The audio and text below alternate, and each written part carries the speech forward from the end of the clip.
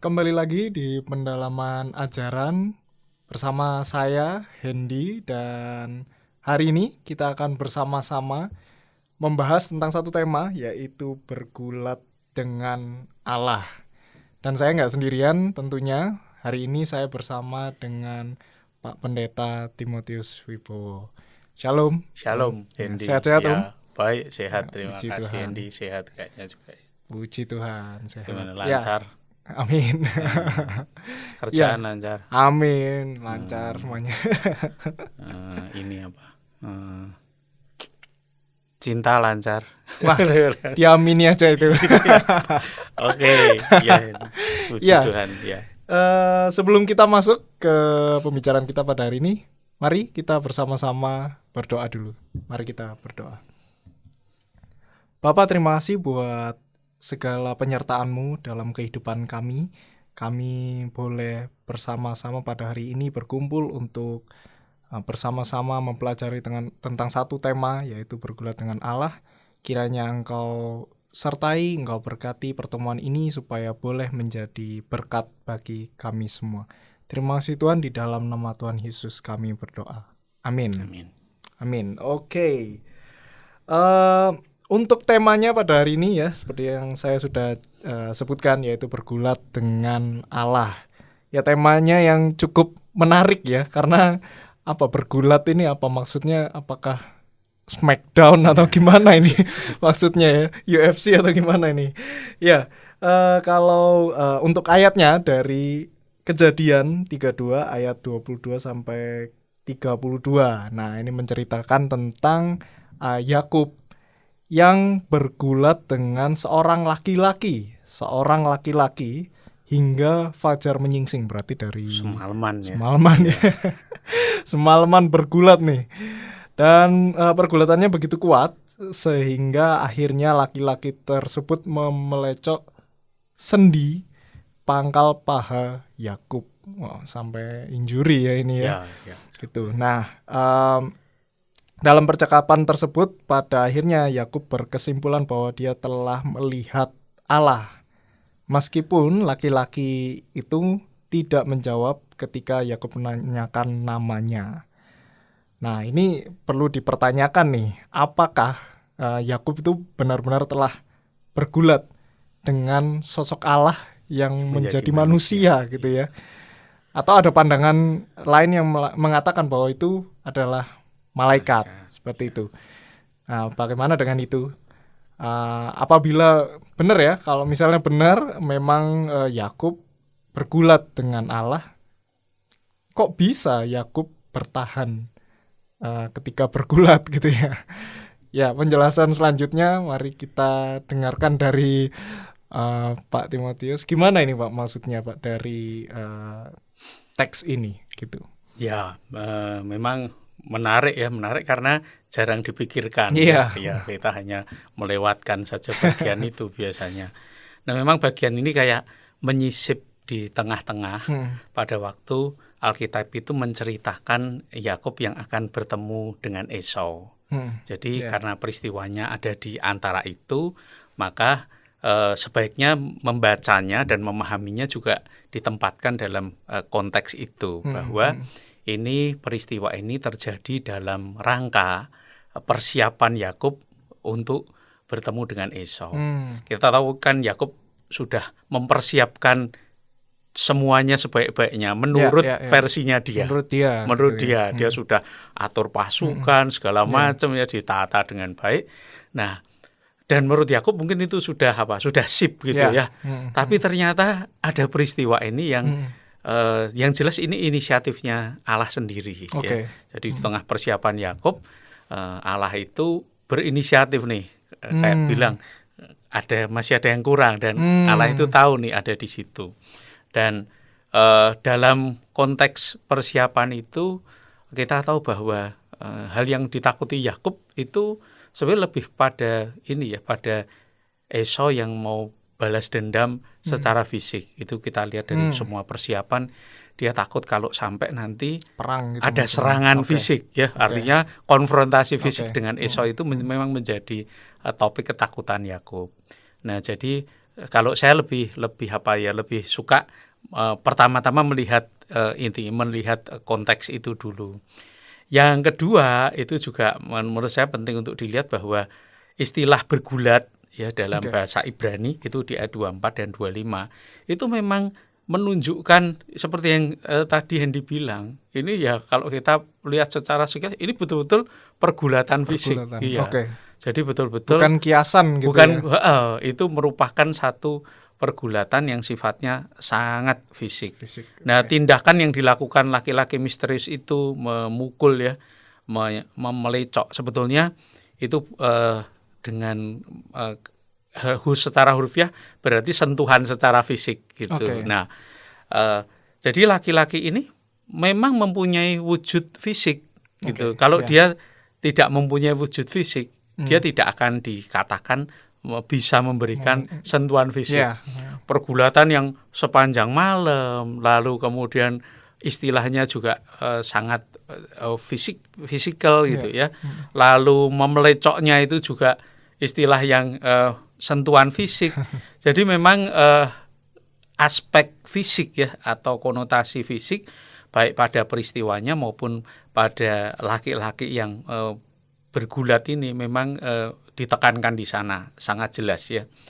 Nah, tetapi juga ada aspek yang agak misterius karena di situ laki-laki ini mengganti nama Yakub menjadi Israel. Nah, mengganti nama. Maksudnya. Iya, mengganti nama itu biasanya hanya boleh dilakukan oleh orang tua kepada anaknya atau kalau misalnya saya baru beli seekor anjing misalnya ya. Kan saya berhak kasih nama kan, bukan yang dia kasih nama kan gitu. Itu kepemilikan sebetulnya.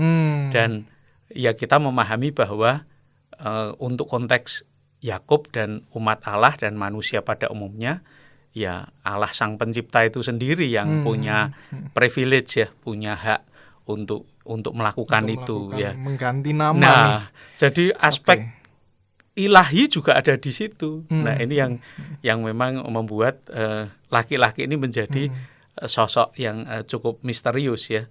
Karena dia berhak ya mengganti nama Yakub menjadi Israel. Jadi kemungkinan ya kalaupun manusia ya pertanyaannya aspek Allahnya ada di mana gitu ya. Dia bukan manusia biasa. Nah, itu yang memang menjadi apa ya, sisi-sisi yang menarik dan mungkin menimbulkan pertanyaan yang perlu dipikirkan gitu. Iya. Kalau begitu sosok ini itu kan kalau laki-lakinya ini tertulis ya, Pak ya. Laki-lakinya ini tertulis. Nah, apakah laki-laki ini adalah malaikat atau mungkin itu ternyata Allah sendiri? Kayak gitu. Ya. Apakah mungkin ada pandangan-pandangan lain tentang hal ini gitu ya, yang bisa confirm siapa sih laki-laki ini? Seperti itu. Ya, berpijak pada kenyataan bahwa dia mengganti nama Yakub, terus kedatangannya yang juga misterius ya. Memang dugaan atau pandangan bahwa dia itu Allah sendiri atau at least ya itu seorang malaikat. Maksudnya bukan manusia biasa. Itu memang menjadi dua pandangan yang paling populer ya. Tetap mungkin karena kita juga merasa ingin tahu, ada baiknya juga kita pertimbangkan kedua-duanya gitu barangkali ada baiknya begitu. Kita dekati dulu misalnya, kita pikirkan apakah dia malaikat atau bagaimana kalau kita mencoba menelusuri ya kemungkinan dia malaikat. Nah, memang orang-orang Yahudi pada umumnya memandang malaikat itu lebih tinggi dari manusia, walaupun lebih tingginya itu dikit gitu ya. Memang dia tidak melampaui Allah ya, tapi dia lebih tinggi dari manusia. Misalnya dalam Ibrani 2 ayat 7 ya. Di situ disebutkan bahwa manusia diciptakan lebih rendah daripada malaikat-malaikat. Ya, Ibrani 2 ayat 7. Berarti kalau manusia lebih rendah, malaikatnya lebih tinggi dong. Ya, kira-kira gitu ya.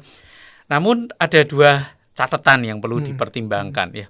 Pertama, dalam peristiwa yang kita bahas ya, itu Yakub sendiri berusaha mengenali identitas laki-laki ini. Sehingga di ayat 29 itu Yakub menanyakan ya nama laki-laki ini.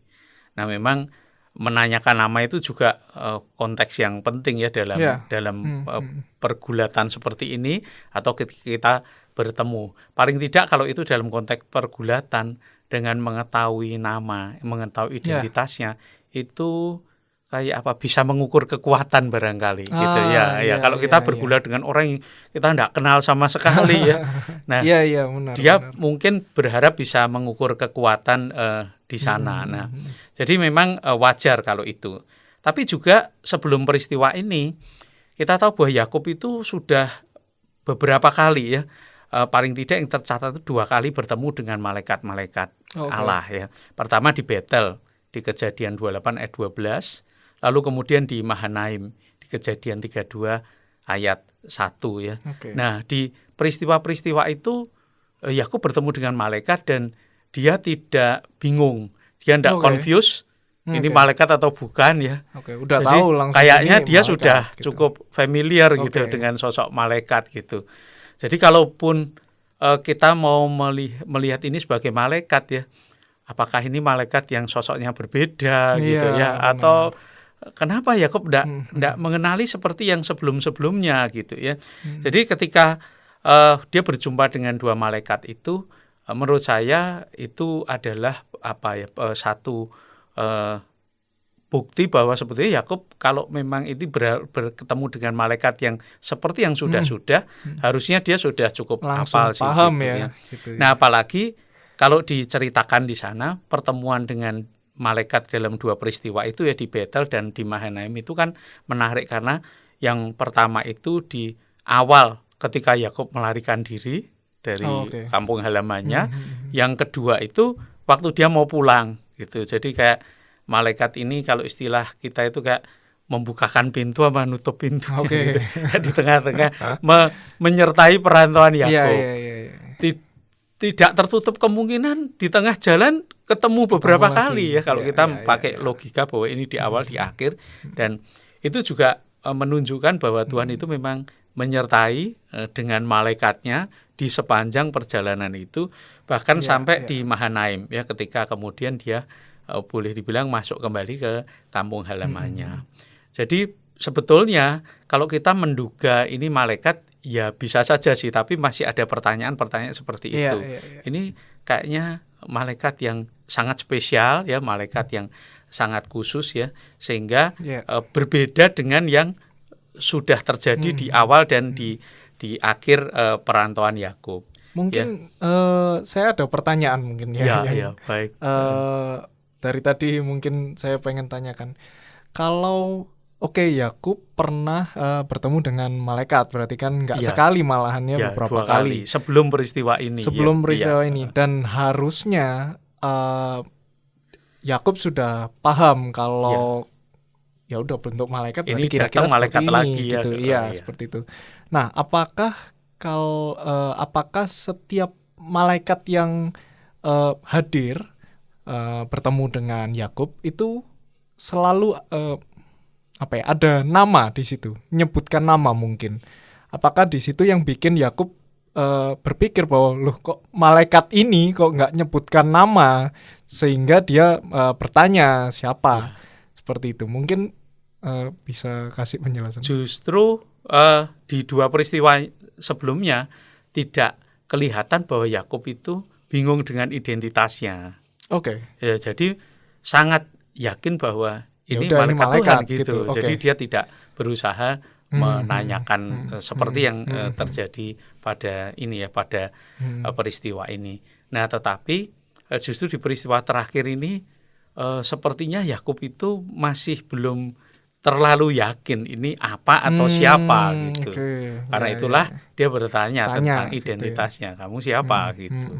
Itu sih menurut saya justru menunjukkan bahwa Yakub untuk yang peristiwa bergulat ini dia masih juga bertanya-tanya ini. Ini tidak seperti 2 malaikat yang sebelumnya. Menurut saya itu juga menegaskan bahwa Yakub sendiri juga bertanya-tanya ini siapa.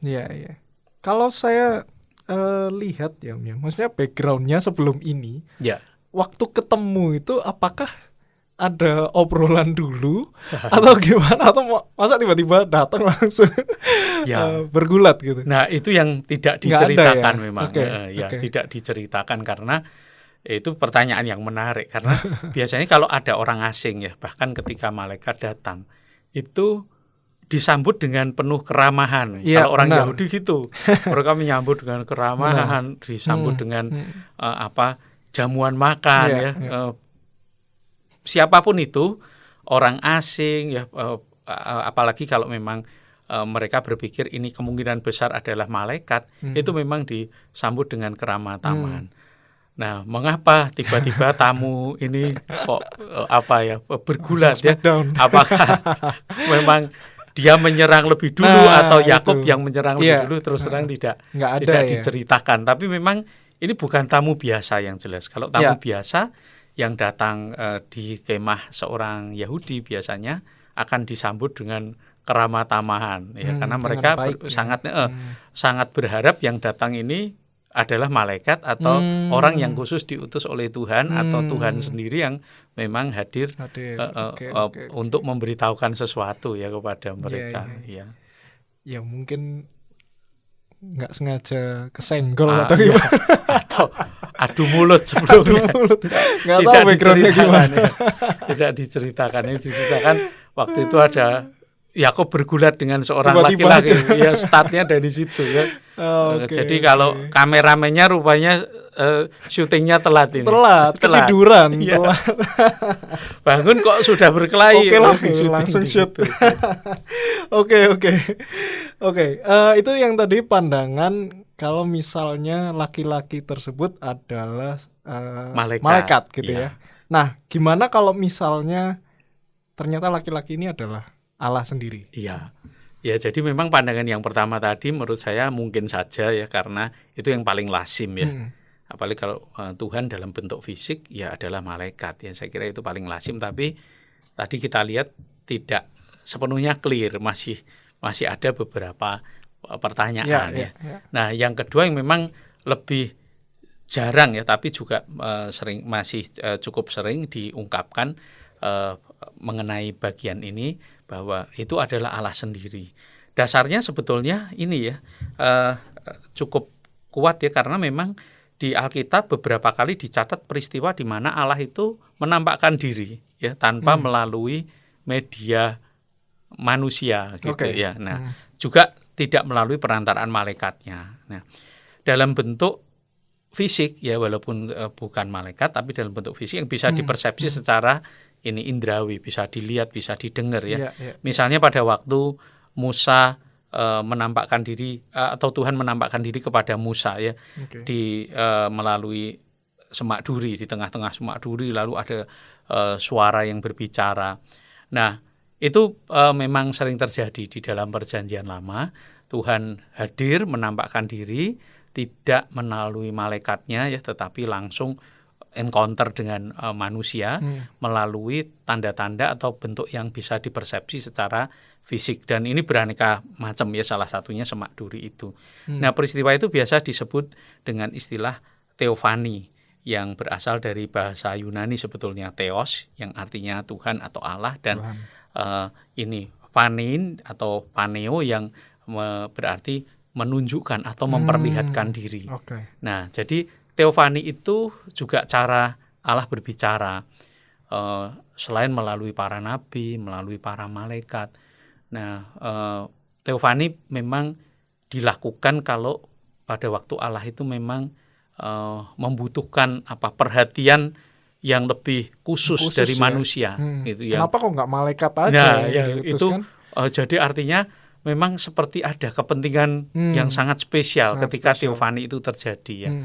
Ya, misalnya yang tercatat yaitu Musa ya. Saya kira ya kalau kita melihat memang mungkin kalau yang diutus malaikat ya, barangkali Tuhan merasa ini kurang kurang mempan gitu ya.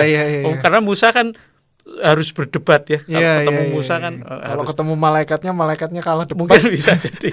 Ya, saya tidak bisa mengira-kira, mungkin bisa begitu, sehingga ya Allah sendirilah harus menghadapi dia ya.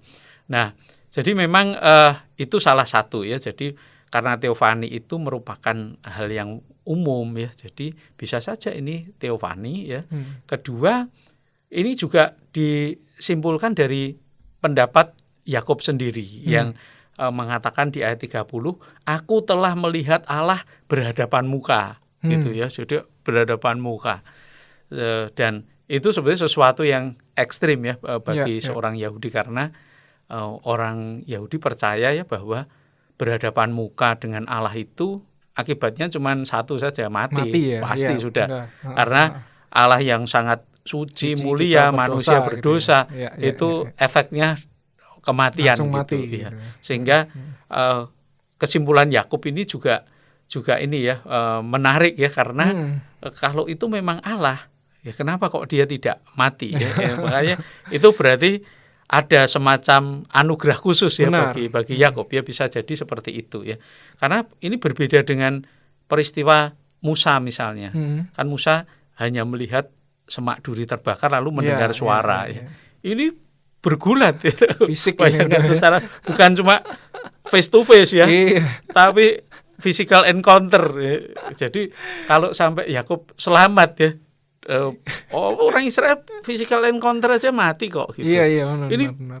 Ini cuma face to face mati ya. Ini physical encounter ya. Smackdown lawan Tuhan kok nggak mati ya. Itu menurut saya juga menjadi pertanyaan besar. Atau ya. Yakubnya yang terlalu kuat ternyata. Nah itu nanti ada poinnya tersendiri gitu. Memang ya. Jadi kalau kita lihat itu ada backgroundnya yang terkait memang dengan kenapa kok Tuhan berjumpanya secara fisik dan apa hubungannya dengan kekuatan Yakub ini ya, nanti kita akan lihat ya. Nah, tapi sebetulnya bukannya tidak mungkin ya bahwa Allah menjumpai Yakub sedemikian, dan mungkin ya kalau dibilang kenapa kok Yakub tidak mati, ya bisa jadi Allah yang membatasi powernya gitu ya. Bisa juga itu ya make sense ya. Allah membatasi powernya bisa juga sehingga tidak mematikan Yakub ya, kemuliaannya, kekuasaannya itu tidak lagi menjadi kemuliaan yang mematikan. Ya menurut saya itu oke juga sih ya, bisa saja ya. Kan soal apakah kemuliaan itu sampai harus membunuh orang berdosa, ya saya pikir Allah sanggup lah ya kalau membatasi itu. Kalau perlu ya. Tetapi sekali lagi ini bukannya tidak mungkin. Bisa, walaupun masih ada catatan beberapa hal tadi. Nah, juga perlu dicatat ini saya kira perlu dijadikan catatan bahwa kalau teofani itu terjadi dalam wujud manusia, ya, memang ini tidak mudah untuk membedakan itu Allah atau malaikat, karena sosok malaikat tadi lebih tinggi dari manusia, mempunyai aspek yang tidak dimiliki oleh manusia, yang boleh dibilang menurut pemahaman umum itu lebih ilahi lah daripada manusia. Jadi aspek-aspek keilahian malaikat itu juga dimungkinkan ada di sana. Nah, jadi kalau Allah kemudian mengambil teofani yang wujudnya manusia, maka memang bisa membingungkan apakah itu malaikat atau Allah sendiri ya. Nah, kita bisa lihat misalnya pada waktu kejadian Allah yang mendatangi Abraham di kemahnya di Kejadian 18 ayat 1 sampai 15. Itu memang ada banyak perbedaan ya di antara para penafsir, apakah 3 orang yang datang itu adalah malaikat atau Allah sendiri. Karena di sana dikatakan subjek yang berbicara setiap kali berbicara itu adalah Allah sendiri, itu teofani bukan malaikat ya. Tapi bentuk fisik yang hadir manusia itu menunjukkan bahwa itu adalah malaikat gitu. Nah, itu catatannya. Memang kalau teofaninya berwujud manusia akan menjadi bingung ya, apakah itu malaikat atau Allah sendiri. Nah, kembali kepada sosok yang bergulat dengan Yakub ya. Memang tidak disebutkan secara eksplisit ya, subjek yang berbicara itu Allah sendiri. Jadi ketika dicari ya, orang ini, laki-laki ini ya tidak ada tanda-tanda ketika dia berbicara menempatkan dirinya sebagai Allah, sebagai subjek ya. Nah, itu yang tidak kita temukan ya. Yang satu-satunya adalah kesimpulan Yakub sendiri itu tadi, bahwa dia sudah face to face dengan Allah ya. Hanya itu saja ya. Nah, jadi pendapat bahwa laki-laki ini adalah Allah sendiri itu juga tidak sepenuhnya ini ya utuh ya, enggak 100%, masih ada celah-celahnya, bolong-bolongnya di sana ya. Itu menurut saya dua pendapat itu, malaikat dan Allah sendiri, itu dua yang paling lazim ya di antara para penafsir ya. Tapi saya sendiri sebetulnya memikirkan kemungkinan yang ketiga sih sebenarnya ya. Jadi sebetulnya bagi saya ya ada lagi nih berarti. Ya, kemungkinan itu yang ketiga paling ini umum ya, karena ada celah-celahnya. Jadi saya pikir why not ini ya pendapat yang ketiga gitu. Nah, pendapat yang ketiga ini terus terang berdasarkan asumsi ya, bahwa kalau Allah bisa pakai cara yang paling simpel ya, ya dia akan pakai cara yang paling simpel. Menurut saya begitu ya. Teofani itu seperti tadi ya. Kalau memang kondisinya sangat khusus, ekstrim, sangat khusus, ya oke lah ya. Mungkin kelas berat yang kedua baru malaikat gitu ya. Kalau saya melihat case-nya Yakub ini sebetulnya sekali lagi dimungkinkan untuk memilih pendapat yang ketiga, yaitu bahwa yang bergulat dengan Yakub itu murni adalah seorang manusia biasa, laki-laki beneran gitu. Manusia biasa. Manusia biasa. Kalau saya memandangnya begitu, bahwa pada kasus itu dia dipakai oleh Allah ya untuk mendatangi Yakub. Ya itu memang Tuhan yang menggerakkan dia, yang mengutus gitu ya. Termasuk tadi ya cari perkara ribut-ributnya, mungkin senggolan atau ini daerahku, kenapa kamu ada di sini kan? Yakub memang mengasingkan diri ke satu tempat ya. Benar. Atau memang dia punya tujuan tertentu, atau Yakub merasa terganggu, kita tidak tahu. Tapi itu bukan sesuatu yang sama sekali mustahil ya. Jadi kalau memang ada seorang laki-laki manusia biasa yang mendatangi Yakub dan dipakai Allah pada waktu itu untuk kemudian bergulat dengan dia, menurut saya itu sesuatu yang mungkin saja ya. Bisa saja. Dan soal Yakub minta berkat ya, manusia juga berwenang ya untuk mendatangkan berkat, dan justru sebetulnya itu juga menunjukkan aspek atau sisi kemanusiaannya ya. Memintakan berkat Tuhan bagi seseorang itu juga bukan hal yang tidak mungkin dilakukan oleh manusia. Ganjalannya cuma satu sebetulnya, memberi nama itu tadi. Itu sebetulnya merupakan lubangnya satu di situ. Lah kok dia kalau manusia biasa ngapain kasih nama? Ya tetap ada catatan di situ sih. Yang pertanyaan besarnya. Pertanyaan besar di situ ya. Ya jawabannya cuma satu saja. Ya pada saat itu Tuhan memakai dia. Gitu ya. Nah, tapi istilah atau konteks bahwa Tuhan memakai dia dalam wujud sebagai manusia biasa, betul-betul physically human gitu ya, manusia, betul-betul manusia. Menurut saya itu sesuai dengan apa tujuan peristiwa itu sendiri ya, tujuan dari pergulatan atau perkelahian itu sendiri. Ya menurut saya lebih memenuhi tujuan itu ya, lebih cocok dengan tujuan pergulatan itu sendiri gitu. Oke. Wah, ini menarik ya, ternyata ada plot twistnya, adalah ada pandangan ketiga yaitu perlu dipikirkan manusia gitu ya. Itu, ya. Kemungkinan yang ketiga seperti itu. Dan mungkin kalau menurut saya ya, yang ketiga mungkin bisa jadi cukup kuat ya poinnya seperti itu. Mungkin bisa jadi memang ya manusia cuman dipakai sama Tuhan, diutus sama Tuhan untuk melakukan sesuatu seperti itu. Nah, yang jelas adalah kenyataan bahwa Yakub tidak mati misalnya. Oke. Nah, Iya, ya benar. kalau itu manusia biasa ya Masuk tidak akal. mati ya toh. Iya, iya, Gitu. iya. Oke. Mungkin dari semuanya yang tadi ya, Om ya. Ya, Pak ya. Adakah sesuatu yang bisa kita pelajari dari pergulatan antara Yakub dengan laki-laki ini? Ya, ya kita percaya bahwa peristiwa itu inisiatif Tuhan ya tadi saya katakan di pertama, artinya kalau kemudian Yakub memandang bahwa ini Allah sendiri yang menjumpai dia, saya kira Yakub sudah menangkap itu dengan tepat ya. Berarti Yakub bisa memahami apa yang Tuhan lakukan pada dia pada saat itu. Jadi apa yang Tuhan inginkan tercapai nih tujuannya ya. Jadi memang Yakub bisa memahami Tuhan yang hadir walaupun sepanjang ini dia mungkin masih bertanya-tanya ini siapa orang ini gitu ya. Tapi finally dia mengambil kesimpulan ini adalah Allah ini yang memproses saya. Nah,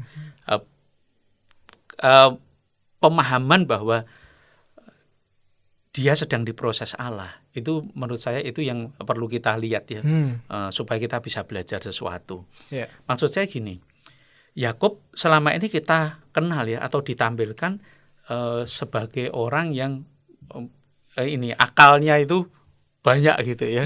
Ya dia ngakali Esau, calon mertuanya juga boleh dikatakan begitu ya. Dan ya tidak bisa dipungkiri Yakub mungkin memang seorang yang sangat cerdas, hebat. Dan ketika mempersiapkan pertemuan dengan Esau yang sangat dia takuti itu, dia juga pakai akalnya yang sangat cerdas itu. Tapi kita juga tidak boleh lupa bahwa Yakub itu secara fisik sangat kuat gitu. Dia seorang yang juga tangguh secara fisik. Jadi kalaupun dia tidak sekuat Esau secara fisik, tapi bukan berarti kita meremehkan dia ya. Mungkin kita ingat sejak awal di kandungan ya, mungkin memang betul Esau secara fisik kuat, tapi Yakub ini orang yang tidak mau kalah gitu ya. Tumit kakaknya dipegangi gitu. Jadi itu menunjukkan bahwa Yakub bukan orang yang lemah gitu. Mungkin bahwa Esau much stronger ya, lebih kuat jauh dari fisiknya dia. Tapi Yakub juga tidak bisa dikategorikan orang lemah. Dia bekerja 7 tahun ya untuk mendapatkan Rachel mestinya ya. Janjinya gitu ya. Tapi kemudian diperpanjang lagi. Dan kalau orang tidak punya kekuatan fisik, tidak punya daya juang yang kuat, ya mungkin sudah beres ya, sudah gak dapat Rachel, gak apa-apa, gak paten gitu ya.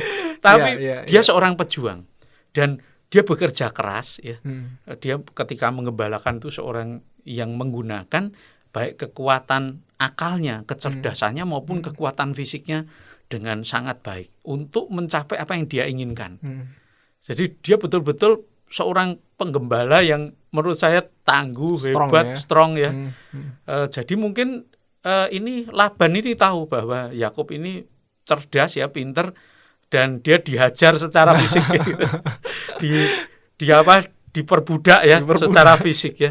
Tapi Yakub tidak tumbang ya, dia berjuang dengan sangat gigih. Jadi menurut saya justru tidak kalah mengagumi kekuatan fisik Yakub, juga kekuatan mentalnya, di samping juga kecerdasannya. Jadi saya pikir justru kalau kita melihat Yakub menggunakan semua kecerdasannya, dan satu hal yang paling ditakuti oleh Yakub adalah sekuat-kuatnya dia secara fisik. Kalau sudah physical encounter dengan Esau, dia pasti hancur dah gitu. Sejak awal itu yang sebetulnya menjadi ini hal yang paling menakutkan ya di dalam kehidupan Yakub. Itu menjadi ketakutan yang terbesar ya. Dia mungkin kalau bergumul secara fisik dengan siapapun ya, dengan Laban dia harus menunjukkan kekuatan fisik, no problem. Tapi begitu ketemu sama Esau. Ini complicated ini ya. Esau ini langsung persiapannya udah lebih kuat secara fisik. Dia juga punya salah sama orang ini ya. Dan Esau ini juga punya dendam yang mungkin tidak bisa terbayarkan Iya, kecuali dengan membunuh secara Iya, fisik. iya, Ya mungkin itu yang dipikirkan Yakub dan Iya, itu iya. menjadi sesuatu yang menakutkan. Mm-mm. Jadi persoalan di satu sisi dia punya kekuatan fisik, itu kekuatannya. Di sisi lain khusus untuk persoalan dengan Esau itu juga titik lemahnya gitu. Iya, iya. Dan karena itu ya mungkin ini yang dia tidak bisa selesaikan sebetulnya. Ini bagian yang Yakub masih belum ngerti nih solusinya apa gitu ya. Ya paling-paling dia hanya bisa pakai ngakali Esau dengan ini ya, mengatur barisan, memberikan persembahan di depan ya. Mungkin itu upaya-upaya dia. Iya. Tapi terus terang masih ada PR ya bagi diri Yakub sendiri. Oke. Secara fisik gimana nih gitu ya. Ketakutan mengalami encounter secara fisik. Dan kehadiran laki-laki ini kalau dalam bahasa saya ini kayak terapi nih dari Tuhan sebetulnya ya. Di satu sisi ini kayak Yakub kasih sparring partner ya. Oke, sparring dulu ternyata. Latihan dah gini ya. Oke. Tetapi kalau saya bayangkan gini, pagi hari ketika fajar menyingsing ya, dia sudah pergi. Kita kalau melihat Yakub ya, adalah Yakub yang sudah kelelahan ya, sparring partner semalaman. Tapi lebih parah dari itu, Yakub yang pincang. Gitu. Benar. Iya toh? Iya.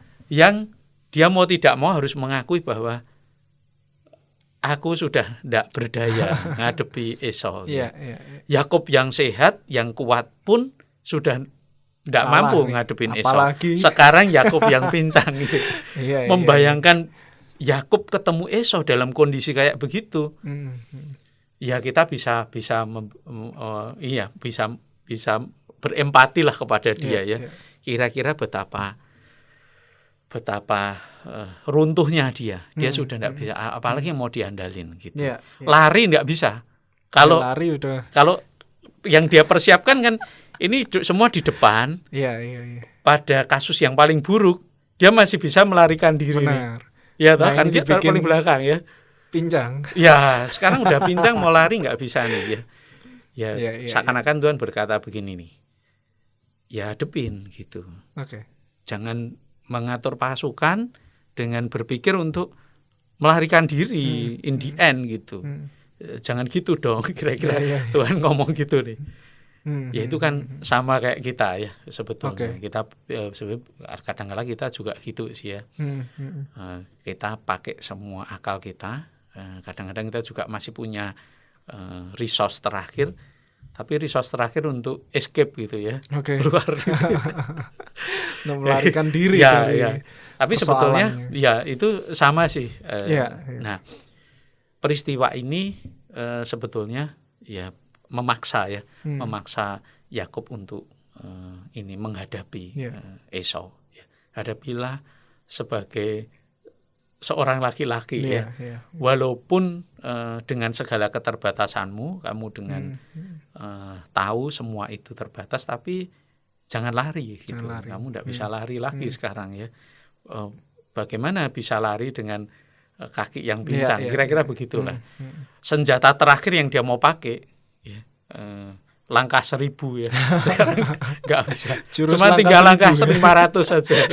Nggak mencukupi ya. Kalau satu kaki kan cuma 3 langkah 500. Menurut saya itu hal yang bagi saya mesti kita lihat ya.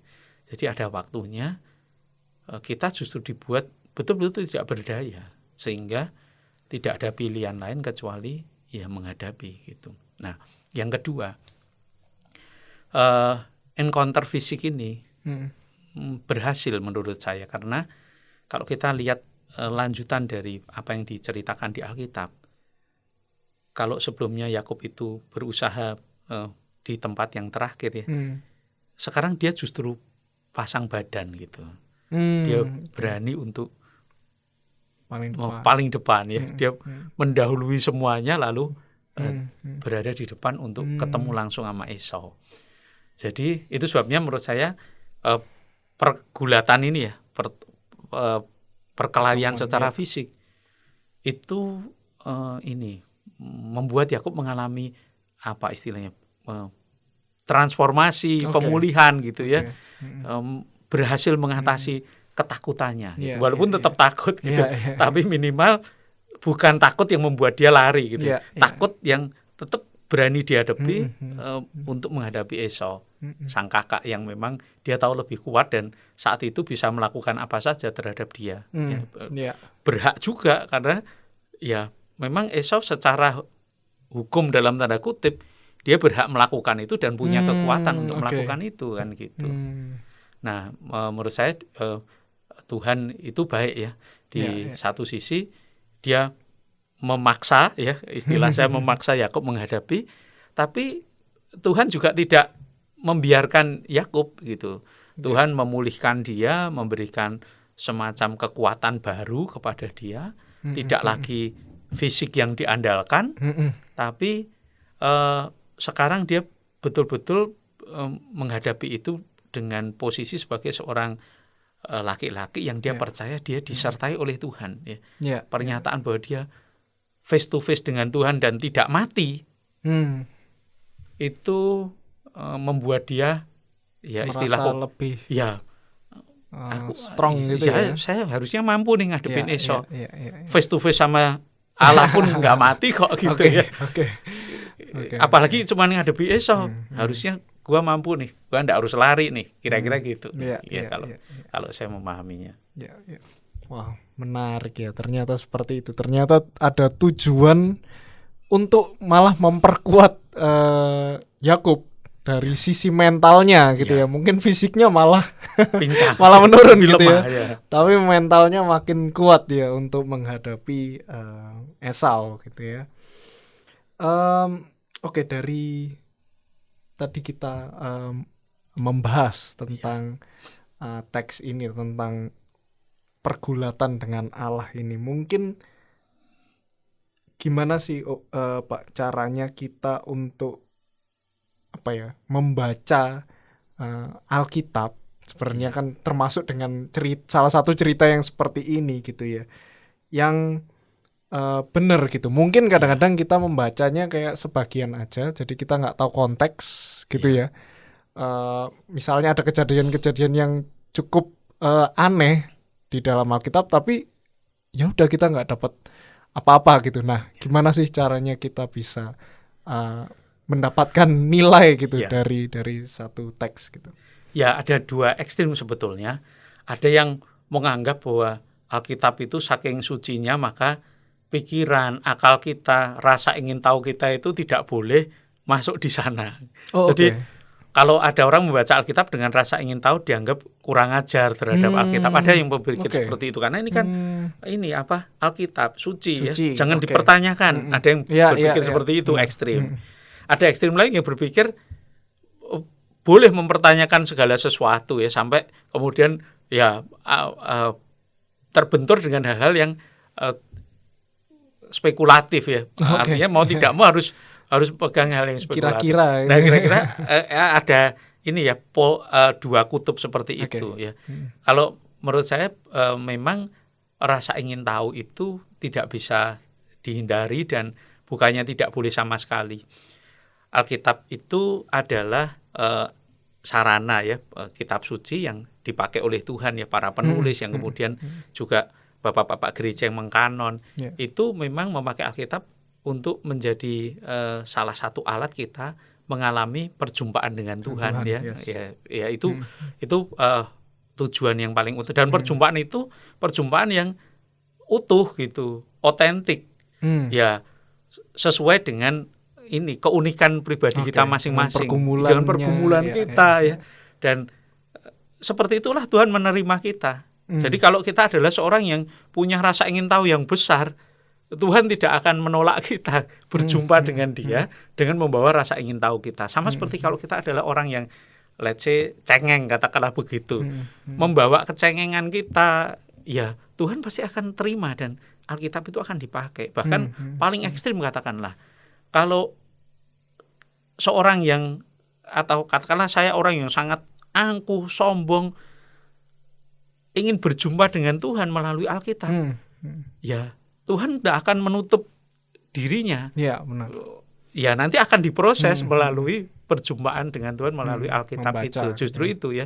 Oleh sebab itulah Alkitab itu juga saya yakin itu berfungsi secara dinamis ya dalam kehidupan orang percaya. Jadi rasa ingin tahu menurut saya boleh dan sah, hanya pada titik tertentu ya. Paling tidak untuk sementara nih ya. Kita harus berani mengatakan ya oke, sampai di sini masih Udah. tanda tanya udah gitu.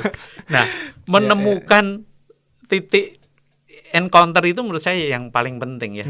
Apa sebetulnya yang Tuhan ingin sampaikan kepada saya gitu. Yakub pun ketika bertanya, kamu siapa ya, nggak mendapat jawaban. Tapi at the end dia berkata, saya encounter sama Tuhan nih gitu ya. Dan aku kok nggak mati ya. Nah, itu adalah menurut saya satu wow moment gitu ya. Wah ini nih gitu ya, kayak ting gitu ya. Itu pencerahan yang sebetulnya kita perlukan, dan itu lebih penting dari rasa ingin tahu kita. Tidak selalu rasa ingin tahu kita itu terpuaskan ya.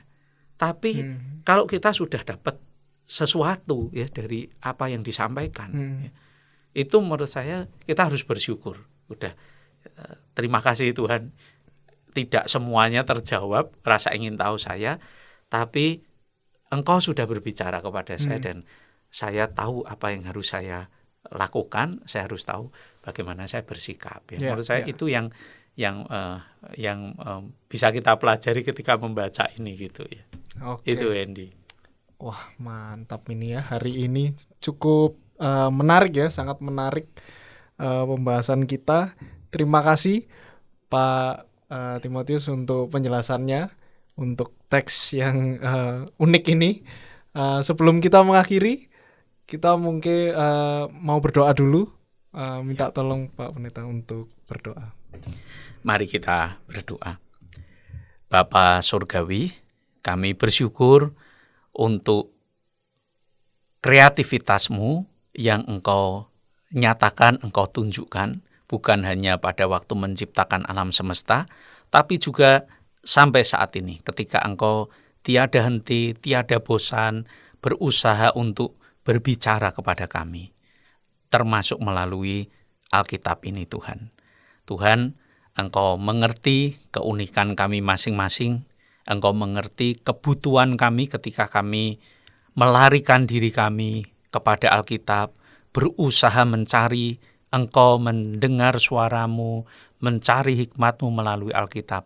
Tuhan, kami tahu kami semua membutuhkan Engkau, termasuk sapaan-Mu, firman-Mu melalui firman yang tertulis, yaitu Alkitab kami ini. Karena itu Tuhan selalulah menolong kami dengan Roh-Mu yang kudus, khususnya pada waktu kami sungguh-sungguh sangat membutuhkan firman-Mu itu menjadi firman yang hidup, firman yang dinamis, yang menjawab kebutuhan kami, bahkan juga rasa ingin tahu kami supaya kami lebih mengenal Engkau ya Tuhan. Terima kasih Tuhan, kami percaya Engkau menyertai kami semua. Demi Kristus kami berdoa. Amin. Amin. Oke, terima kasih Pak ya, Pendeta. Sama-sama Hendy. Tuhan memberkati selalu. Ya. Oke, sampai ketemu di pendalaman ajaran berikutnya. Tuhan memberkati.